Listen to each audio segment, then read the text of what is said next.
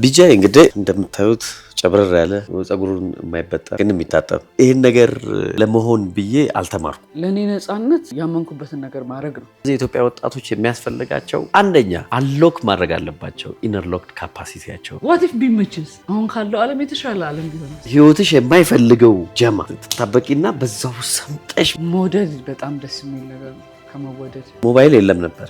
ቢኖር ደግሞ እቺ በቆሎ የምትመስለው ሞባይል ነበረች። ሰው የሚወደውን ነገር አጥቶ ነው አሁን ዋጋ መክፈል ያቃተ። ራሱ ወጣቱ ነው ሊያመቻች የሚገባው። ባይዘው ራሱ ችግር ራሱ መፍታት አለበት። አለ አንድ መሆን መፈልጋት ሴት አንድ ሴት አለች እና ጋሪ ነጂ መሆን እፈልጋለሁ ብዬ ተባረረ ያውቃለሁ። መጪው ትውልድ የተሻለ ነገር ይገባዋል የሚል እምነት አለ። እንደ ሶሊያና ለሀገር ምንም አላደረኩም ብዬ ነው የማስበው። ነፃነት ማለት የውስጥሽን ኢነርጂ ሌላ ሰው አለማካፈል ማለት ነው። ቢጃይ ማነው አቃቂን የተወለድኩት በቃ ምን ይሰራል አንድ ሌሊት ናፍቄ ያውቃለሁ። በቃ ነገ ጠዋት ባየው ምናምን ብለሽ